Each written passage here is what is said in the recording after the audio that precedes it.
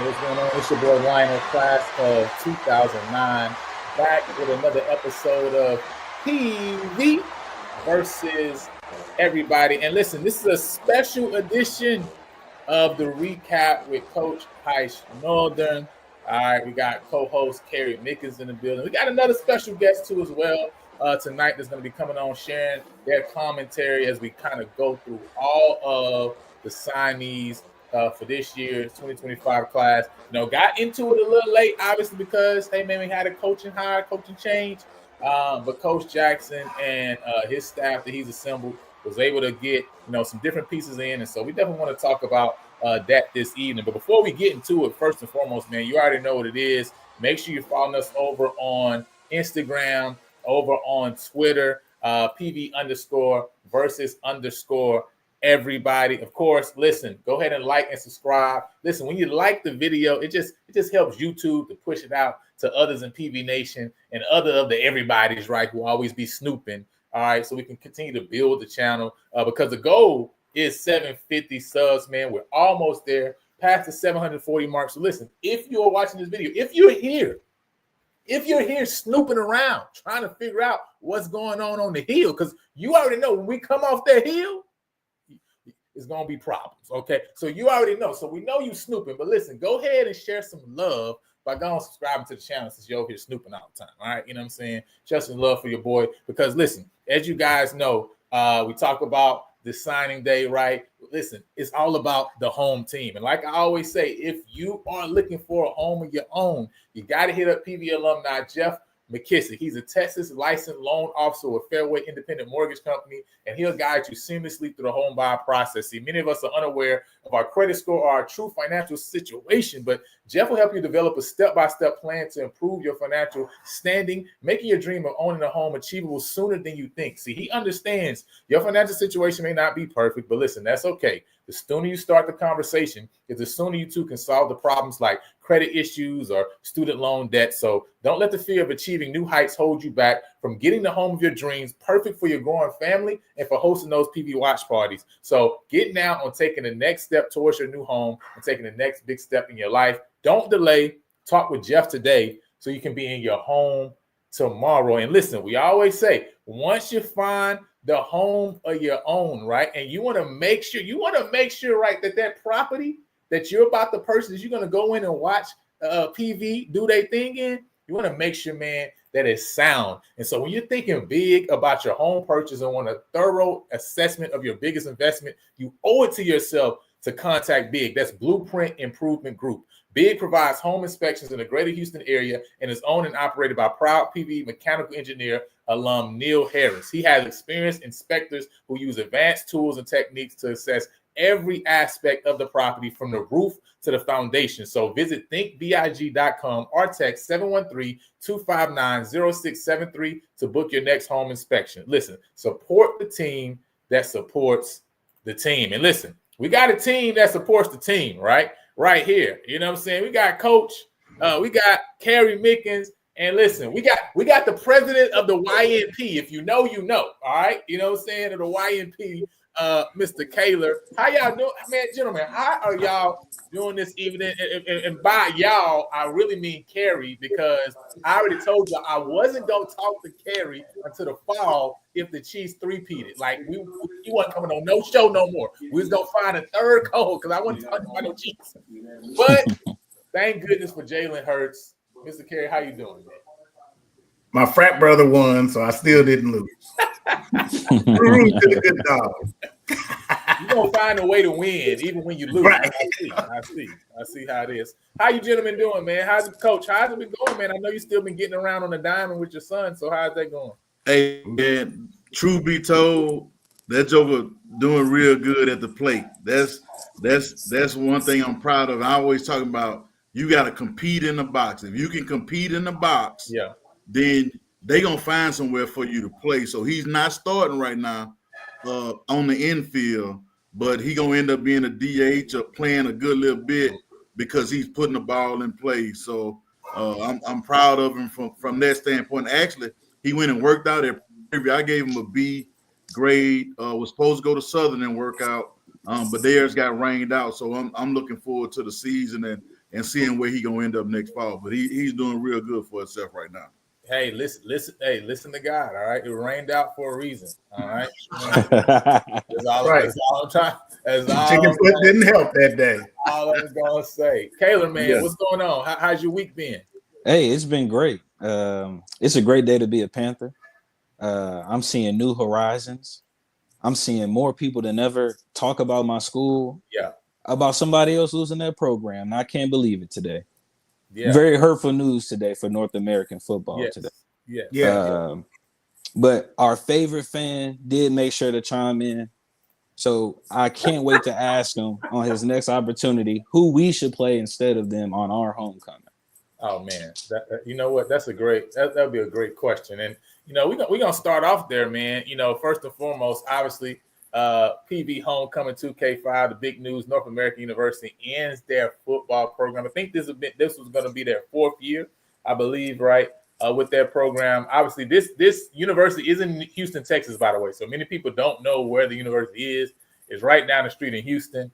I've heard people say, you know, we shouldn't play a game at all and just party. I've heard somebody say, I'm not naming names, you know. I've also heard somebody say that we should play Texas Southern twice, which I also thought that idea was because they said we're gonna pay them $75K. I'm like, Texas Southern not taking $75K to play us twice, right? What do you guys just think about just when you heard the news? I mean, where were you at, man, and what mindset to put you in? Who do we replace? You know, at this point in time in February, right? We're in February of the year, right? Yeah, that's tight. Can't we even very tight? Yeah, it's going to be tough, but they have a database of who all is open that weekend that the ADs can go through, and then you can put it out there like, okay, we want to play, and for Division II or whatever, we'll pay this amount. If it's FCS, we'll pay this amount. But I'll tell you this, you know, sometimes I can be a little bit cynical, but I would almost say for all them band heads out there, have a battle of the bands or just say the band going to be in the stadium and see how many people come for that, you know. So but, I would still try to find somebody to play or find the next closest home game that and just bump it no matter who it is because people going to be there regardless. If they play Wilder High, people going to be there. Oh, man, that's hey, listen, you start in trouble there, Coach. You know what I'm saying? I know it. I do that sometimes with the band community. Man, how you guys feel, man? What's your thoughts on this? Because you know, I was thinking, you know, what might end up happening is you might just slide homecoming to the next week with Alabama State, and you just have two openings, right? I like that idea. Mm-hmm. Yeah, much better idea. Unless somebody in the SWAC would love to rearrange their schedule. I don't want to name any other teams, but they play free SWAC games all the time. Oh man, and it don't even count against their schedule. So I would love to line that up for the free. I like the Texas Southern idea. They come to our homecoming anyway, so just bring the team. You know, in some conference, I want to say the conference that Mary Hardin, Baylor, and they play each other twice or have done it before. And I want to say the CIAA, certain schools did that a while back, but I'm not like how far back it was. But I know a couple conferences have done that just for if it's not that far travel and to fill out schedules. If every other school in that classification is spaced out, then you find another close school that, hey, play each other twice, and you keep what you make when you play there, and we keep what we make when we at our spot. Wow, that's interesting. Yeah. I definitely don't see, us playing TSU. So I think they're the only one with a bye week that same week. In the SWAC, and I think most of the MEAC schools I looked up also had a game already, at that time. So it's gonna be tough, man. It's probably gonna be a D2 or NAIA type of opponent, to be honest, because I think the money will be enticing for them to know, like, hey, we can come get a check, and maybe we have a game that's an out of conference game that weekend that we aren't gonna get anything specific for. It might make more sense for our program to bring in a little bit of money. So either that or, like I say, they probably just will slide it over to Alabama State game. But we'll see. We'll see, man. But that's not what we're here for, really. You know what I'm saying? It just was some news that came out. And obviously, I think people kind of also, before we go, I would say this. Prairie has done a good job of scheduling. Like, we've not done a bad job in terms of scheduling. We've not been, like Kaylor said, other SWAC schools that's gone out and scheduled SWAC out of conference games or whatever you want to call them, right? We've done a pretty good job of making sure we get good out of conference opponents, you know what I'm saying, whether Southland, UAC schools, WAC, right? And so even though this was one that even when I saw it, I thought like, yeah, why are you playing North American? This has not really been the norm for us, right? And so I know that narrative has been put out there, but I think we need to remember, like, hey, we have always went out and played quality, FCS opponents and FBS opponents, So yeah, I just want to let PV Nation know that don't let them narratives like get you down. You feel me? But yeah, man, we here for the National Signing Day edition, man, and so I want to start it off. Normally we talk about biggest winners and losers, right? But I want to talk about who is, and we know a lot of guys are going to come in and really, put their mark on this program, right?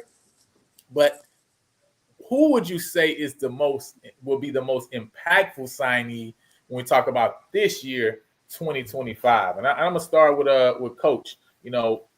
Based on what you got the saw right, because I know there was a lot of guys. We all might not have been able to go through everybody, but just based on what you saw them bringing in, who you think would be the most impactful for this team in this fall? Oh man, I think I had the Williams kid from Bay City. I think because I think he's going to be a difference maker in the return game. And when I saw him run, he reminded me of Burns from last year. He can get by people. If you see the film and watch him run, he looks different than everybody else running. And this is my human cheat code. The Goins kid that plays tight end, H-back, I think he gonna give people some problems. He's gonna be a matchup issue depending on how they use him. So I think those two, because of the position that they play, is not the hardest in my opinion, to learn, and because of their skill set, it can be easy plug and play for those guys. Yeah, that's good. Coach cheated because he gave us two, but it's okay. He coached. He can do that. He coached. He can do that though. Kaylor, man, who you got? What I got for us, the one who caught my eye the most, and he hasn't been talked about a lot, has been Trevor Randall out of ULM. He's 5'10", 205, cornerback, a little bit of safety. Can kind of play multiple positions there, kind of like a hybrid. But the guy loves to tackle. Very physical. He's involved with every play, and I feel like that's going to be a guy that we need to bring that high energy, hard hitting defense this year that I believe that coach wants to implement. Something that we normally have been accustomed to, but didn't have it last year. Especially with the undisciplined. Yeah. Kerry, man, most impactful. I was looking at Malachi Williams, the safety from University of West Georgia. Yeah. He had quite a few tackles last year, and he needs one of those Choose Violence T-shirts because he has bad attention when he comes up, and he had some cute quarterback hurries and some sacks. So I think they must have put him up toward the line of scrimmage sometime. So he kind of has a size where he could be a kind of a flex linebacker for you, and I think we'll be able to move him around and do some things. But if I could have a second like Coach, I do like that tight end because I don't know many tight ends that run the 200. So I think he's going to be an issue. No. That's definitely going to be big. I'm like Kaler, man. I think Randall is great. When you talk about fitting a need, right? Of being a corner, somebody that's physical, somebody that can come in, right, and provide. You're talking about a guy who has 2 years of starting experience on the FBS level, right? In the Sun Belt, which that's some good football played in the Sun Belt, right? And so 108 tackles at his time in the last 2 years, 8 pass defenses. I think his coverage grade on PFL was 89%. He did not give up a touchdown in 2 years, right, in coverage. So, I mean, he immediately is like, that's like a guy that you feel like you can come in and you can plug him. You know what I mean? Immediately, right? And he can provide some help to you in a position of need, right? So I definitely had Trevor Randall on my list, man. And so I just want to take a chance just to run through real quick, kind of just to give a feel of everybody that was signed, right? And then we can kind of get a little granular from there. First off, man, when we was at the National Signing Day event, I loved how Coach actually had a breakdown of kind of like where guys is from too. I think that was great, right? To show one that we're seeking for this national reach, and also we're gonna cover local as well, right? We're gonna lock down Texas, those that we want, right? In Texas, we also gonna have this national reach as well, right? And so as you look here on the graphic, 2 from California, 1 for Alabama, 1 from Mississippi, 1 from Georgia, had 1 from Kentucky, and also from North Carolina, but also had 4 from Florida and 14 from Texas, right? And when we talk about the Texas area guys, 7 from Dallas, right? 5 from Houston, 1 from Central Texas, and 1 from South Texas. And just going through the guys real quick, man. First and foremost, Tyler Nelson, the quarterback, was at Kennesaw State 2 years ago, transferred to Garden City Community College, and that's where he's going to be joining us from. He's out of Birmingham, Alabama. We talked about Trevor Randall a little bit from ULM, a defensive back coming from Greenwood, Mississippi. We also talked about Zylan Williams. Coach mentioned him. This is a guy that's coming out of Bay City High School. I love Bay City's uniform. Their uniforms is fire. But also, man, this guy was actually heading to Temple. You know what I'm saying? They had a coaching change, and that actually opened up the door for us to actually be able to get him on campus. And then, man, obviously he loved what he saw, and he signed. Also, Tristan Airy, the one running back that was signed in this class from Reedy High School. Now, this is a smaller running back, right? Very shifty, but he put up some great numbers and was a first-team a guy up and ready in Frisco, Texas. Then we talk about Nick Haynes is coming in from Townsend University as a linebacker, kind of like a hybrid, linebacker safety, Stockton, California. You also got Matthew Moore coming from North Texas. He's originally from Killeen, coming in as a linebacker. Then you got Michael Ray from UTEP, was actually at Tyler Community College before going to UTEP. It was a 3-star transfer out of Tyler as a transfer safety, and he's originally from Houston, Texas. Then we talk about Trayvon Jones out of Miami, Florida. Coach also mentioned how Coach Fed, right, who's coming in to be running backs coach, right, was that connection there with him. He's coming from Northwestern State as a tight end, 6'6" tight end, right, Blake Murphy, Jones Community College, actually went to ULM as well for his freshman year, his true freshman year, played in 4 games in order to keep his red shirt, right? And so he definitely has, snaps not only on the FBS level, but also last year at JUCO. He's originally from Plantation, Florida. We mentioned Malachi Williams from West Georgia, DB, originally from California. Also have David Griffith, which is brother to Jonas Griffith, who's the linebacker with the Denver Broncos. He's coming from Indiana State, originally from Louisville, Kentucky. Then we also have William White from Dallas, Texas, Northwestern State, also a DB over there as well. Coach mentioned how he was going to be moving to the outside linebacker position. Then also Ty Brown. He's coming from Valdosta State, originally from Thomasville, Georgia. I believe he comes as a redshirt sophomore. Then we have Kevondrick Taylor from Lufkin High School, as a wide receiver, very dynamic, and was great on special teams, right? And it seems like Coach really loves special team guys. Like, there's something about the special team guys, because he gets, even the transfer guys, a lot of guys play, a lot of special teams minutes. They did. Yeah. Got David Williams out of Tyler Community College, offensive lineman, specifically coming in as center, right, from Kansas City, Missouri originally. He also did play at DeSoto High School, though. Have also Reggie Wilson from Naaman Forest High School in Hutchinson, Texas, up north. He's coming in as a freshman offensive lineman. Big signing here with Jacoby Banks out of University of Memphis, originally from Houston. Yes. U of A first.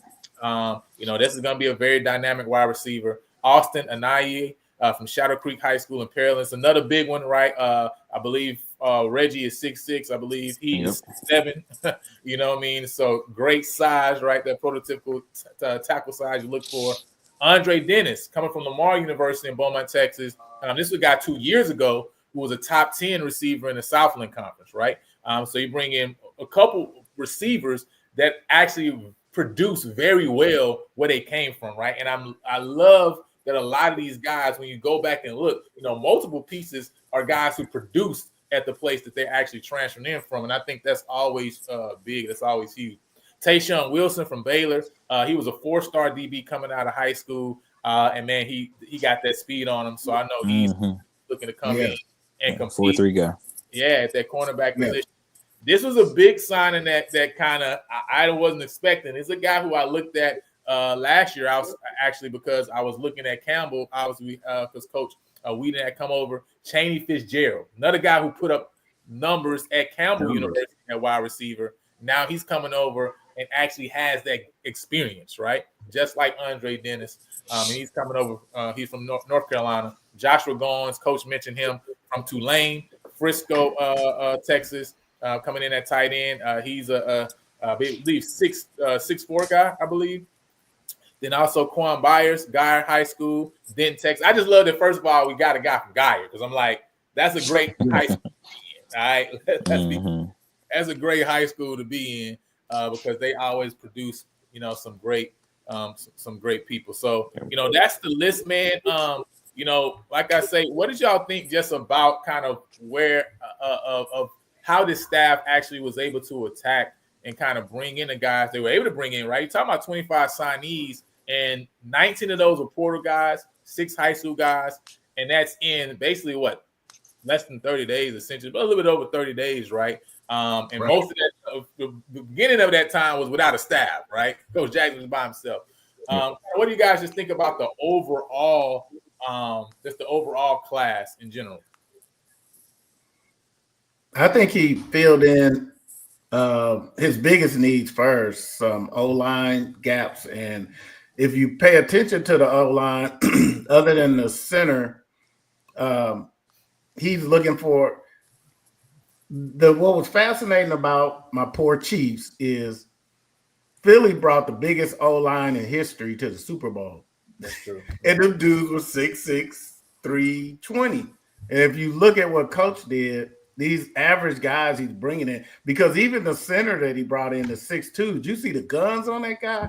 Man. And, and you can't be you can't be not good to play for DeSoto. That's only one school in DeSoto. So you got to be good if you play there. So I think there's a theme he's starting. And if you look, the D-backs are, 2 to 4 inches bigger than they were last year, and some ball house. I mean, getting a DB from Baylor, that's fascinating to me. So I think that, and if you look at it, like you said, the result of these signees are people, I'd say a good 60% of them are people that Coach Jackson had to reach out and get by himself. And it's really impressive that we have so many from Texas, because we get so many complaints that we don't recruit at home at all. We got some of that Florida speed, some of the California speed, and it was one of the guys, Quan Byers. Yeah. Looking at some film on that dude, he's 6'7", 320, but on his high school, this dude is pulling plays like he's a 6'3" guard. And I mean, he pulls around that thing and he hits with some bad intentions. So I think coach is about speed. I believe what he said, when we come off that hill, it's going to be, it's going to be a problem. That makes a lot of sense. When you talk about kind of, the needs, right, and kind of what you feel like we were looking for in this class, this is kind of, what we all have, kind of talked about and had down as kind of what we believe our needs were. Coach, just talk about, what you felt like we needed to be looking for based on kind of where we ended last year, maybe some of the pieces we lost. Why were these three things? Why were these three positional groups stand out to you? Well, I just said the offensive line, because at times, and it's offensive line, it's the scheme and all that, but just having the size to be able to move people around when you got to run the ball and they know you got to run the ball. And sometimes that's a size and a strength issue more than it is are we running power or are we running zone? So if you got some big guys, 9 times out of 10, they're going to be able to move some smaller guys around. If you go back and look at the Alcorn game, that's the most perfect example of them jokers just say, we're going to play big boy football with a 3rd or 4th string quarterback and run it, and ain't too many things you can do about it. Then from the defensive back standpoint, at times, and like I say, this is my opinion, I don't think they played man well enough, and they didn't handle double moves well last year. So you got to get some DBs that can play press man as well as off man, and maybe show one coverage and then play another one no matter where you lining up at. Because at times, if you look at them, if people knew they were playing cover 3 or cover 1, it was double moves on the outside, max protection. Well, if you got some guys that can run with people, then that sort of takes that away to having the time to do all that. And then I think on the defensive line, which I know they still addressing, they're going to have to get bigger, which I thought Prairie View's defensive ends last year were pretty good, but I thought the interior linemen may not have been up to the size that they may have wanted. And I know Coach Jackson wants to get bigger on the defensive line and still be able to play whatever coverage he wants behind it, stop the run with 4, like I say, we talk about what the Eagles did, stop the run with 4 and play whatever coverage you want. You can go cover 3, you can show cover 4, play man, you can show cover 4, play cover 2. So it's a lot of different things. If you can stop the run, show cover 2 shell, it's hard to lose football games when you can do that. Nah, that makes a lot of sense, Coach. Kaylor, man, why were these 3 areas sticking out to you? I mean, especially last year, we struggled offensively in our pass game.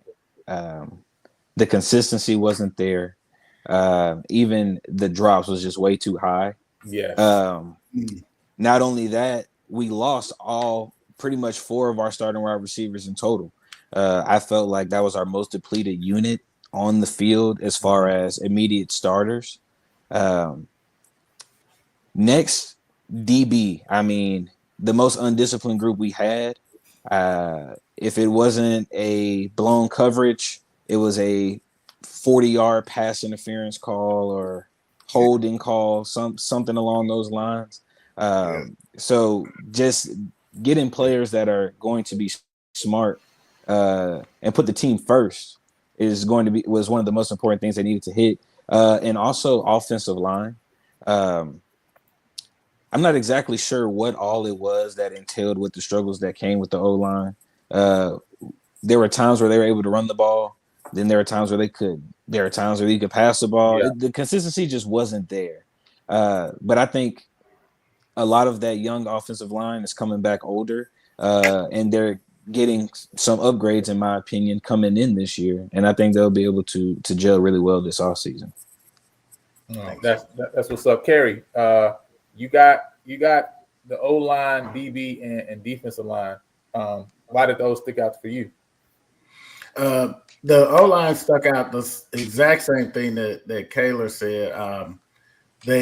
They couldn't hold pass blocks, and a couple times on the ends, not calling out anybody specific, we got a lot of penalties because their feet weren't quick enough and they weren't strong enough to just get up under that guy and drive him. And so when you're reaching, you're going to get a lot of holding, and sometimes we've gotten quite a few last year, more than I've seen. Illegal man downfield, they just whiff the block and then they're downfield. So we couldn't run at some times that I really wish we could have ran, and we had the backs to do it. Because with Bingham, McDowell back there, we should have had a lot more rushing yards than we did. Those guys are really good, but sometimes, they would let the front four just jump in there before the guy got the ball handed to him.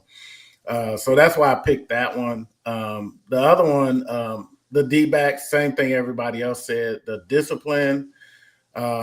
If they did make a good play, then you would end up with somebody losing their cool and, take a swipe at somebody, when they're way out of bounds somewhere. Or, you get the holding because, like Coach Northern said, that double move shook them. And then next thing you know, they're behind the guy and they know I'm about to get burnt. They're grabbing and, doing, pass interference. So, and I think we could have used a little more speed and size back there. A couple times the DBs were a little undersized compared to who they were playing. And like Coach Northern said, back to the offensive line, the young guys we have coming back that are older, they're going to be bigger. And yeah, like Dante Roberts said, Sterling Roberts is going to be, he's going to be that hammer. That guy. Yeah, I watched some film on him. Oof. And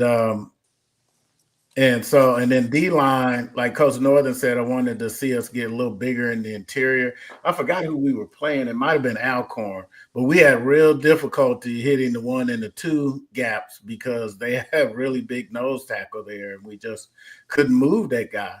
And so I'd like to see us have some run stoppers in the middle. And if you look at who Coach did get on the outside, I think he's going to follow that model of the Eagles. If you play DN for him, you're going to be, like Stokes was last year, a rangy guy, but strong. And I think that's what he's wanting on that defensive line. And once we do that, we can got to do some things with people like Sterling Roberts. Like I said, he'll be in or out. You could have him back at safety. You could have him up, like a flex linebacker. And, and then we won't be susceptible to that quick 5 and across that was killing us last year when we had to send extra people because our front four couldn't get there. So that was the reason I picked the positions I picked. No, that makes a lot of sense. And I think when you look at the overall, obviously, we all kind of in the same range, right? I got a B, Coach got B, Kerry B plus, Kayla B minus, right? But we all basically in that same range. And I think, when you look at the time that this staff had, you obviously had to give them a little bit, you got to give them a little bit more kudos, right? Because, at the end of the day, you just were working with a short amount of time. And so for those guys to go out, and like I say, I think we really brought in some quality guys at different positions. When you talk about the wide receiver room. I think, you know, for me, when I'm looking at that room, I still would have loved to bring in maybe one guy that has a little bit bigger body type, a little bit more height on him. But when I look at, you know, for example, Andre Dennis from Lamar, we talked about, you know, Fitzgerald that came from Campbell. We mentioned Zylan Williams, right, which is a freshman, but he's going to be coming in with. I mean, you know, as a 3-star, and looks as if he's a guy who can definitely push some people to maybe get on the field. And then you also got Jacoby Banks, right, who obviously just has a skill, multiple skill set and tool set that he got that you can use. I still think we have multiple pieces that we brought in. And we say, okay, we did a good job of restocking there. And then at DB, I think that was just such a huge get for us to go after. And I think I understand a little bit of why kind of they went heavy in this area, because when you talk about even Sterling Roberts, and I know Dante Roberts' dad is in the building, right? You know what I'm saying? Honored to be a part of PV Nation. He say, hey, we honored to have y'all a part of PV Nation. Can't wait to get y'all Yes, sir. game, man. But when you look at Sterling, right, you know, this was somebody who was previously a safety that coached because of the scheme, you know, that they're running with that 3-high safety, you know, moved into that kind of a linebacker position, right? And you talk about that 5 across, having that 3-high safety role, that extra jet safety. It definitely gives you the ability to use a lot of guys who kind of have a hybrid ability. You know, Kayla talked about Trevor Round, how hybrid he is. You look at Nick Haynes and kind of that, where he can play multiple roles, multiple positions. It really allows you to kind of to do a lot of kind of disguising, because, man, you got multiple guys that, hey, like, not only can they come up and stop the run, but I can put them in coverage, right? And so, you know, how, Coach, when you talk about just the scheme that, you know, they're looking to bring with this 2-12 defense, you know, how much does that dictate kind of some of these guys they brought in from a linebacker, safety, DB position, right? And why do you think some of these guys fit what Coach Jackson and Coach Brandon Anson are trying to do? Well, I think the biggest thing, and this is what I always tell people, if you have speed on defense makes the field smaller. When you have a smaller field, it's harder to move the ball, especially if you can make people run sideways. So you need size inside and try to force the ball outside. And I hadn't talked to Coach what we call, are they going to be a spill, a boxing spill, a double spill? That means you try to force the ball outside to guys that can run. Or just say when I had Zach East, I tried to force the ball outside, but then back into Zach and keep Zach free. So it depends on how they try to do it. But if you got speed on defense, that 53 yards now sort of turns into, I would say, about 45 yards. And those few yards make a big difference when you can make people have to run a little bit sideways, and it gives your safeties time to come downhill, and it gives your middle linebacker, if you can keep him free, it lets him, like they say, sideline to sideline. Well, when that field's smaller, he gonna make a lot of tackles between the hashes, and then those hybrid guys that might be safeties that you put at linebacker now, they can play some man, play some zone. When that ball bounce outside, they can make tackles in space. But when you have slower guys, you see them diving and missing tackles. That's where speed comes in. And I think, like I say, knowing Coach, he gonna make it to where you're not gonna be able to run downhill. And if you run sideline to sideline, we got somebody there for you. No, that makes a lot of sense. Kayla, what was it that you saw that you say, you know, based on what we were able to bring in at this time, you know, I'm giving them this B-, right? And why the minus, right? Why not the plus? Why are we going with the minus? You know what I'm saying? I had to give us a foundation. I've been thinking of this signing class as the foundation year. Honestly, to say what we've done in that short period of time, I think it was around 30 days, you said, that's A-worthy material. But I'm putting these 30 or so days amongst all of the FCS. And from what I'm able to see, this is top 3 within the entire SWAC. So on those standards, if we're talking about just the SWAC, it would be an A. But from what I'm seeing defensively, I'm seeing a complete scheme change. I'm envisioning a lot of exotic blitzes, a lot of buff blitzes, where guys are showing the blitz very well, but also dropping back in coverage, getting a lot of picks, being very aggressive on 3rd and long, giving us something to cheer about on 3rd and long. So we know when we hear that horn go off on 3rd and long, a sack is coming or a pick.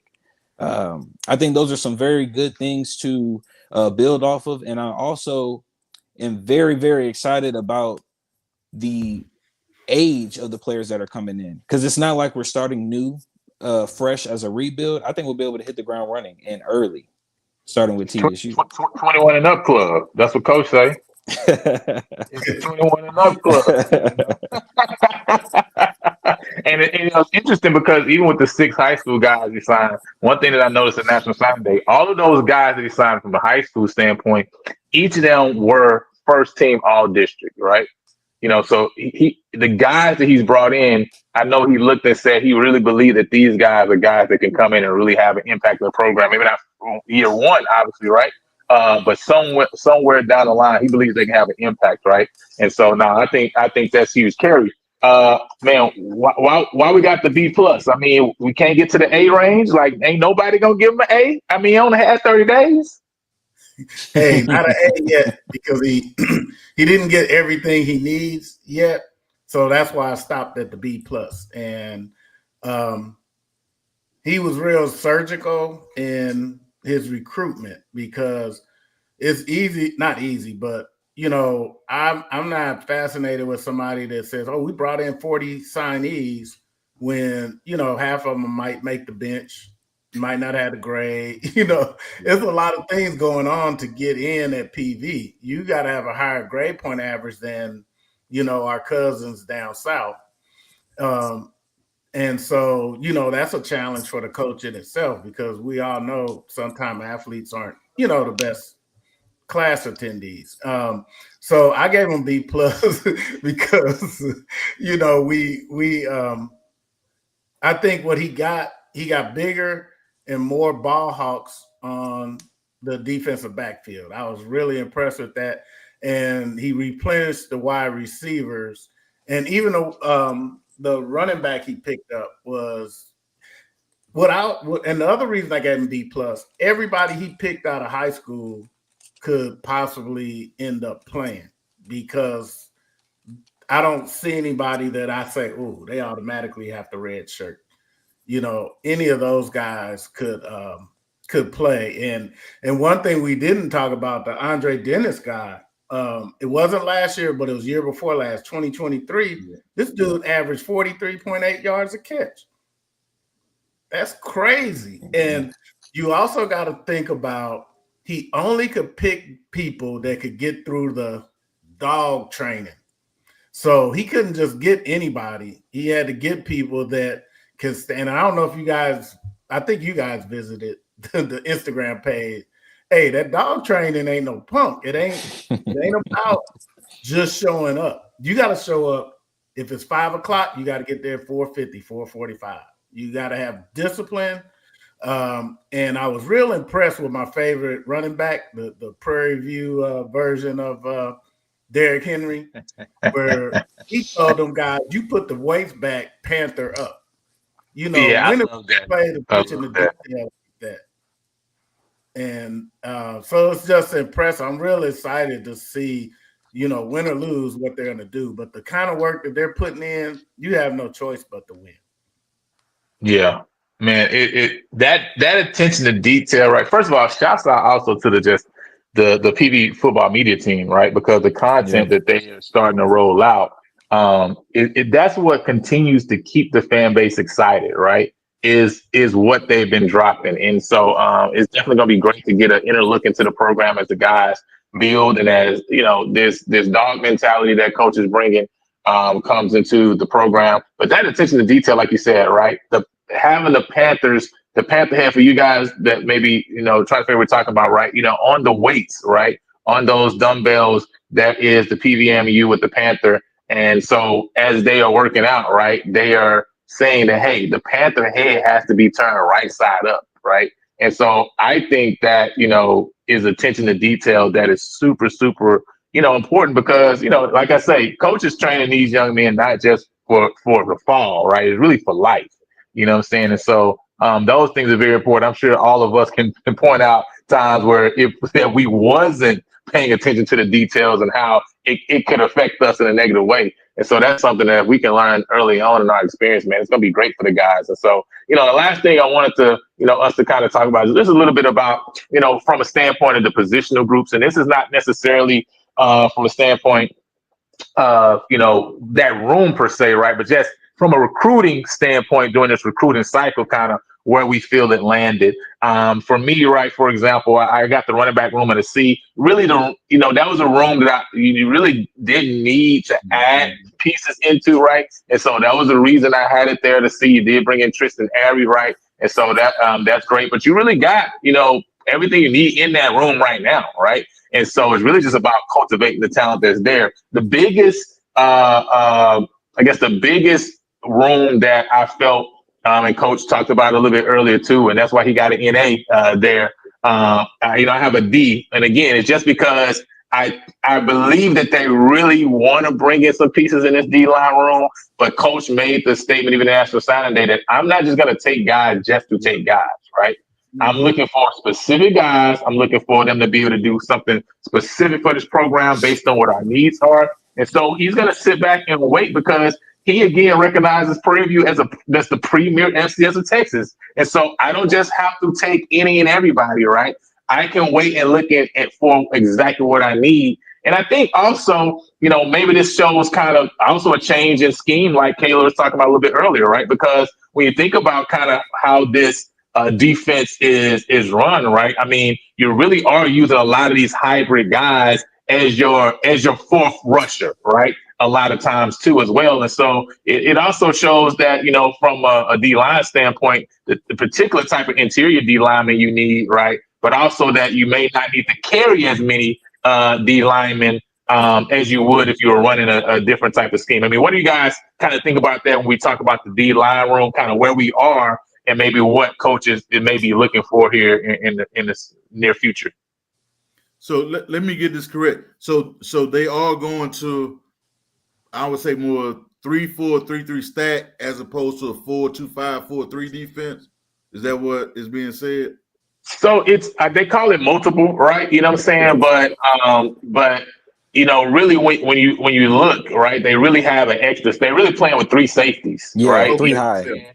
Yeah, they're really playing at 3 high safety look, right? And so, like I say, you have guys like a Sterling Roberts who will come down, who originally was a safety, who he'll move down to a linebacker. He mentioned, for example, William White is going to be playing linebacker, right? Now he played safety, right, at Northwestern State, and so it really helped me to understand why even. Because after I saw a couple of DB, I'm like, he's going heavy on DB, but now it makes sense when I'm looking at what type of scheme they now are looking to play, which I think is great because it's going to give us the ability to really throw a lot of different looks at guys. I was just going to say that a lot of people think because you have 3 safeties, you're going to be able to run the ball, but there's so many different ways. You can bring 2 of them down. You can bring 1 of them down. You can play with a spy in the middle of the field, and that caused a lot of confusion. I remember when Coach Fives was at Grambling, and he had the guy that was at Texas Southern a couple years ago that's at Southern as his defensive coordinator.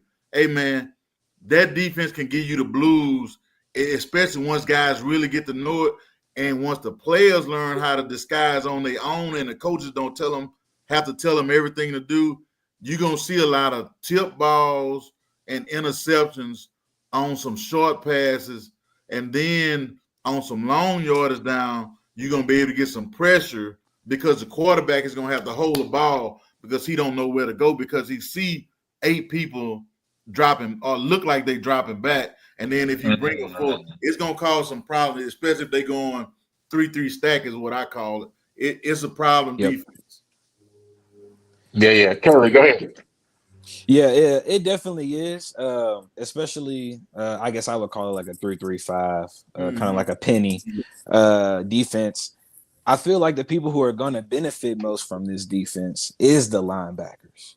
The D line is, for the most part, going to do the dirty work, seal the edge. You're gonna have a nose guard fighting for his life all the time, probably getting doubled 90% of the time.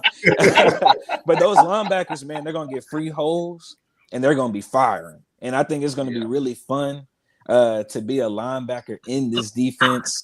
I got to watch a little bit of Valdosta during their playoff run. I know we got Sterling Roberts coming through, but I mean, he had a tackle for loss almost every time he played in the game. I mean, filling holes, coming downhill, meeting quarterbacks, running backs, even blowing up tight ends in the backfield. So I think it's going to be a very downhill defense with a curtain. A bend but don't break, kind of like Pete Carroll in those Seattle days. Yeah, that's nice. Yeah.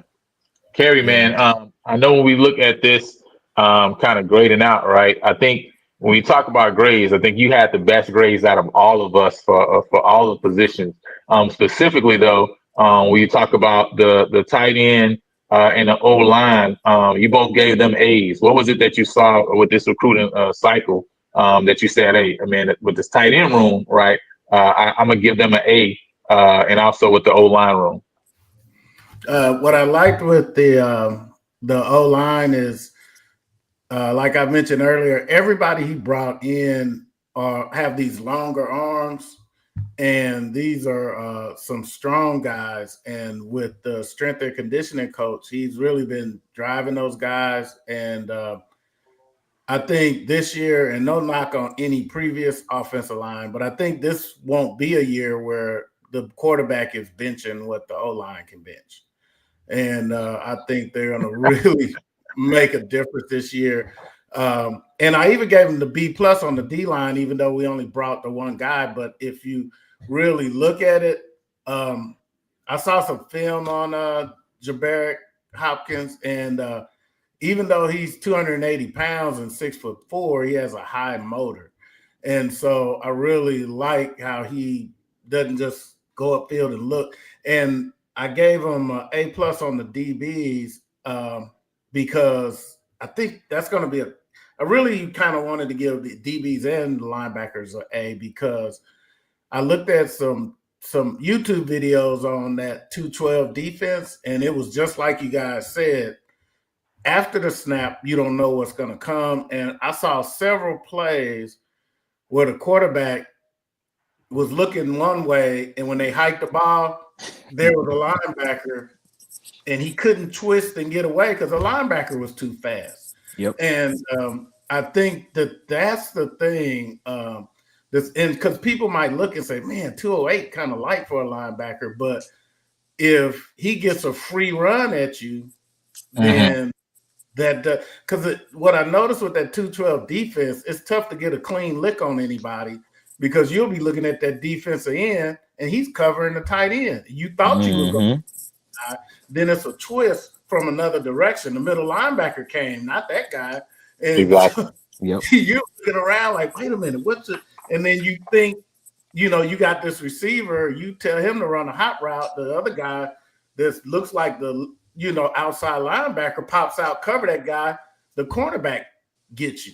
So you don't know what you're getting ready to get with those guys. And so from looking at the film, that's what made me give them such a high grade, because he got the kind of person that he wants for those kind of positions. And I think he may have found some things that's already here on the D-line, but he wants to test, look at what he got first. And I've seen some interviews where FBS coaches said one of the hardest areas to recruit right now is defensive linemen, because a lot of people that should be playing defensive line, they're playing forwards in basketball. So even FBS is struggling with that position. And I just believe that coach is going to get what he wants. He might get a 6'2" guy in that middle area, but he wants anybody outside of that middle area to be a long, strong guy. And I think, Coach, I'll keep saying, right, his baby is the defensive line, right? And so, that also could be a part of it. I think it's going with the O-line as well, that Coach, when he went back and looked at the film, said, hey, I see some guys who have some measurables. I see some guys who have some abilities that just maybe need to be coached up a little bit, right? Or maybe just talk how we do it, right? You know what I'm saying? And I believe we can get the job done because he made it clear that, man, I do see talent on this roster, right? And so that also, is going to be playing into it too as well.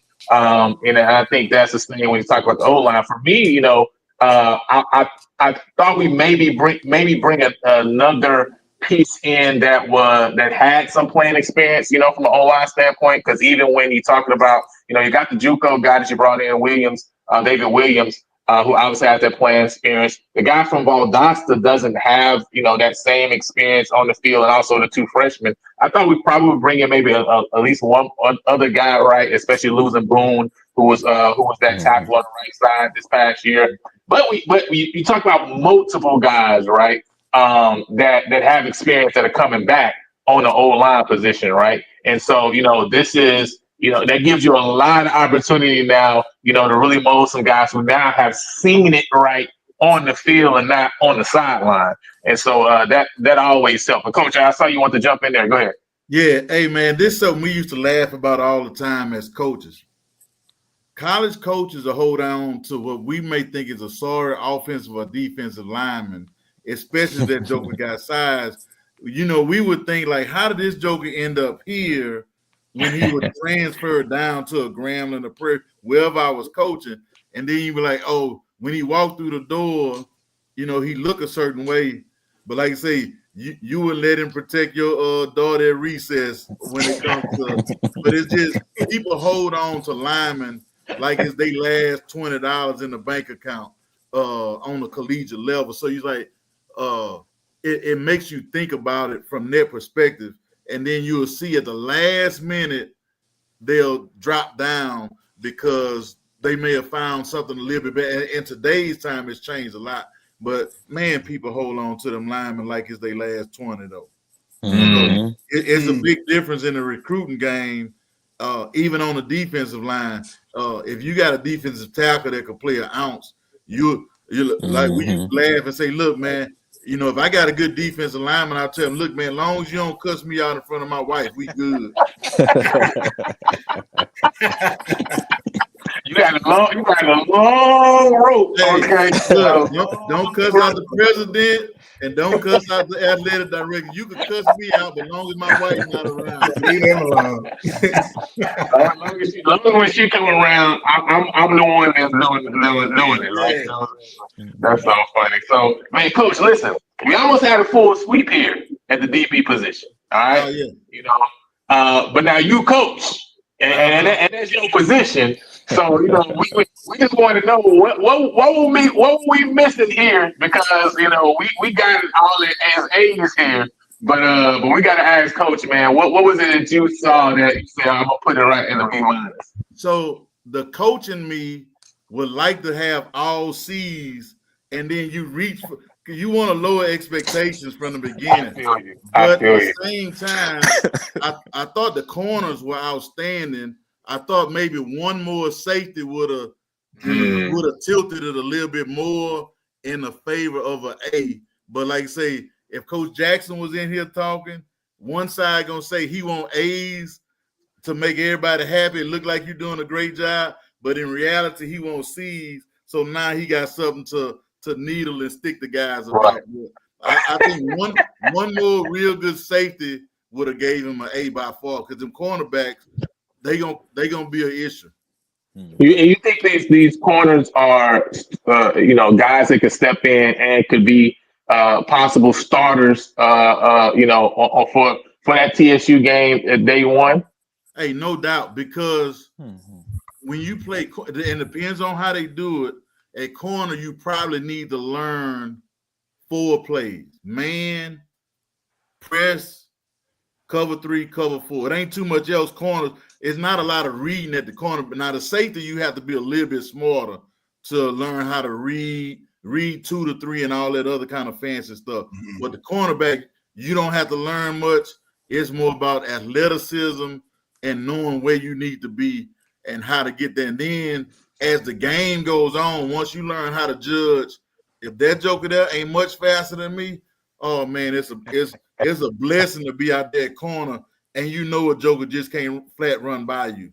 No, that's good. And listen, that they brought some speed, that's for sure. Yes. I mean, the guy from Baylor, Tayshaun, is just coming with abundance of speed, man. And so I'm really, I'm definitely really excited. I'm also really excited to see what happens with the return game. I felt last year that was definitely an element that was just missing altogether. We really didn't have a guy felt like that could flip the field for us, right, at any period of time. But I think we definitely brought a couple guys in that we should get some looks. And I also felt like really Bingman was a guy that we should have got some looks for too as well in that arena, because man, listen, when he came in from high school, that's one of the most dynamic part of his games, right? And so I think we have a couple now that we can say, hey, listen, may the best man win, and kind of go from there. Now, Kaler, right? Just as a coach on the DB side, on the tight end and the wide receiver side, you know what I'm saying? We definitely got rose-colored glasses on. You know what I'm saying? So help us to understand what you're seeing kind of in that tight end and wide receiver room that needs to be tweaked for us to get those grades up. Honestly, we got some really good names in this signing class and in the portal. My only knock is just the depth. I know the defense is his favorite child, but I've always loved my Panthers when we're scoring 40, 50, maybe 60. But I know the way to get there, our running back room is, it's loaded. I'm pretty sure we can run the ball 50 times a game and beat a lot of teams. Yeah, if we could just get a few more wide receivers just to fill it out, right? Just to give us some more depth. I know that we've pretty much got some pretty good, solid guys coming out of the portal, but just some young guys that have a chance to grow and develop over the next year or two. I think those will probably be hit hard right before we get into the summer camp and get ready for TSU. No, for sure. No, that's big. Yeah, I definitely think there are a couple pieces of wide receiver position, especially body type wise, that it would be nice for us to add. We do have a couple young guys. Obviously, we talked about Zyle, and we got Rodney Ojo that's also coming back from last year, right? So it's going to be interesting to see again. I love the spring because you get a chance to really see everybody compete, right? You know what I'm saying? To kind of vie for the spot position. Miss McCoy is here, and we talk about her son, right? Zyler, and what he can come in and do, right? Coming off a championship program at South Oak Cliff, right? You know what I mean? And so, this is something. Oh yeah. Hey, I'm ready to vie for a position. And so even that offensive line room is going to be interesting to see what Coach Carlson is going to do and how he coaches them up and kind of gets them ready. So I'm honestly so excited, man, for the spring season. To start, I can't lie, because it's gonna be really interesting. And just so everybody know, right, something we got in the works and the plans. How do you put everything together, right? So don't hold us to it. But we definitely are looking to do something special, PV versus everybody, on April 17th, that Thursday, to do something live, right, at that spring game. Again, don't hold me to it yet, because I got to just put some stuff in place, you know what I'm saying, and get it done. But we hoping to be able to do something like that on this year, man, and kind of cap off this spring season. But man, appreciate all you guys for jumping on, man. Any last thoughts just about kind of how just everything has been going so far since Coach Jackson's been hired up to this point? Kind of what are you feeling, just the vibe around the program with the alum, just everybody, the buzz, man? How are you feeling? Are you feeling like I'm feeling? Because I'm feeling real good. I'm feeling really excited right now. I can't lie to you. Hey, like you say, I've been knowing Coach Jackson for a while. A lot of people, I guess, don't really know that. But, when you coach in the conference, you get to know guys off and on and loosely. But I think this is the time of year where, as a coach, you really get to learn your players. And with the early morning workouts, and I don't know if they still let the coaches eat in the cafeteria at Prairie View, but I would have my coaches go eat with the guys after a workout, because and it helps you. And I would tell them, don't talk about football. Let's talk about classes, girlfriends, what's going on back at home, and get to know jokes. Hey, man, did you grow up with a dad in the house? Because you could talk to some jokers that grew up with a dad differently than you can with jokers that don't grow up with a dad. So let's get everything sort of out and open and let them know you. Tell them some things that you may have done while you were in school that could have got you put out of school or kept you in school. It's a good time to get to know the guys And then once you get out there with some pads on, that 5 o'clock in the morning workout, that intensity is just gonna keep turning up. And some of those guys are gonna be like, what happened to that dude that was talking to me on the recruiting visit? I haven't seen him yet. Where's that coach at? But it's a great time. It's a great time for the coaches.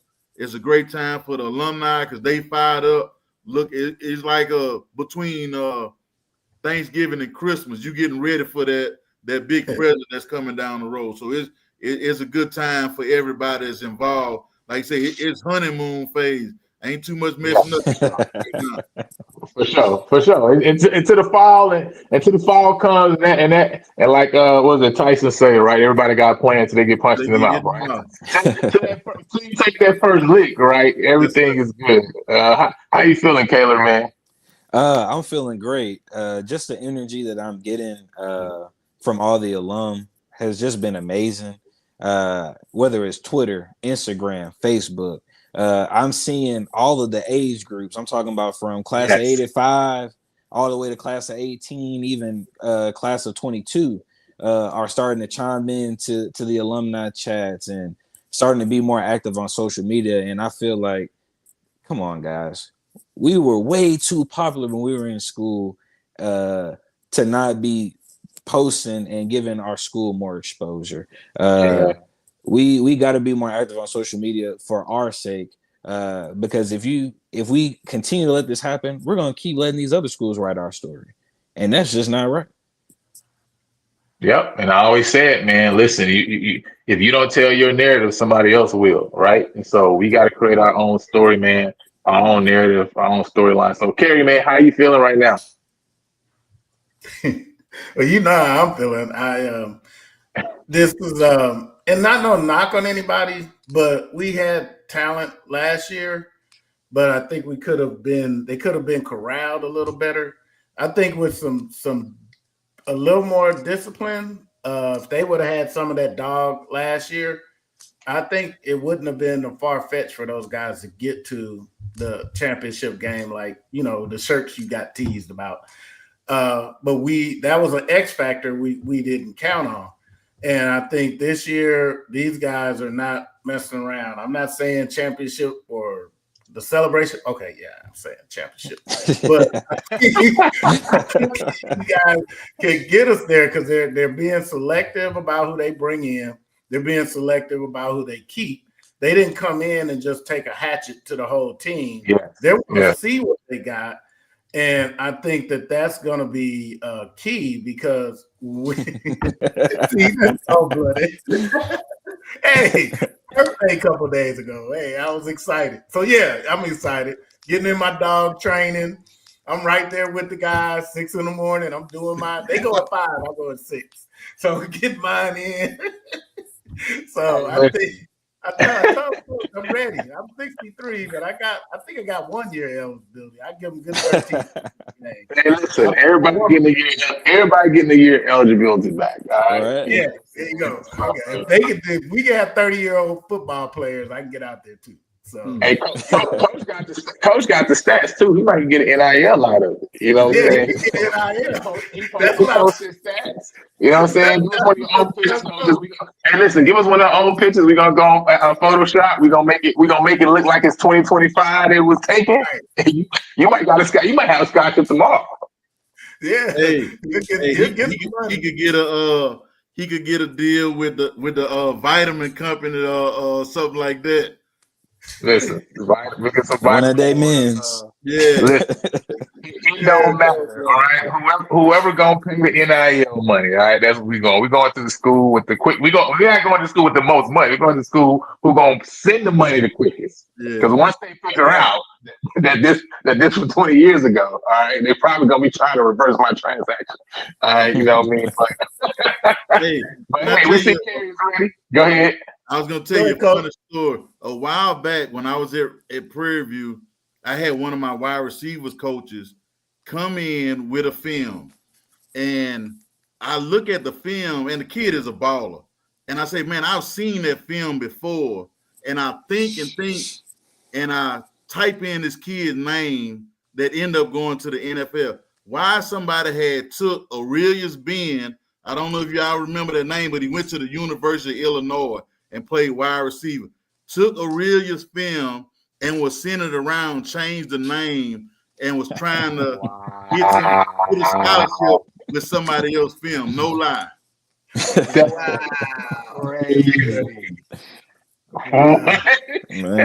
so it's out there for you. You know, with today's media, it's out there. That was before AI. Yeah. That is great. Listen, that man, I wonder how many guys actually got scholarships like that. That's crazy. Yeah. We actually have a lot of kids left, man. I think we only had, I want to say 5 guys jump in the portal. So, the bulk of the team, still on campus, right? Going through that dog mentality training. And so I'm excited to see them, man. You know what I mean? And what they look like when the spring season starts. Definitely going to get out there and catch a couple of practices and definitely going to be there for April 17th. I know Tony say he holding us to it, but don't hold me to it just yet because I gotta get some stuff in place. All right, you know what I'm saying? All right, quick one. The way we stand right now, who's trigger man? Oh, quarterback. Yeah. Oh, that was, we didn't even talk about quarterback. I think we all had it at B. I like that they brought, a couple guys in. The ULM kid, I think he has the most, the film, right? You know what I'm saying? Because of his time at ULM that he's shown. But to me, I think right now, I mean, it's still, obviously they ain't gotten to nothing for real yet. But I think Cooley, as far as just his presence and kind of his connection with the team, I think he's a guy definitely who has that personality and that presence that he can win the team. He's definitely a leader. You know what I'm saying? The question is going to be, can he not turn the ball over like Coach T. Jackson say, right? Can he just make the throw? His arm is definitely live, from what I've seen, between him and all the guys. But, it's really left to be seen, right? You know what I'm saying? I think the good thing about having a new regime come in is like, man, listen, all the chips on the table, right? You know what I'm saying? It's whoever win the job. And so, but that's what I think right now. I don't know where you guys are at, as far as, QB position. A lot of it is going to be left up to, you could almost go in the cafeteria, breakfast, lunch, or dinner, and see who the guy's sitting with. And that'll tell you a lot of times who they think the starting quarterback can be.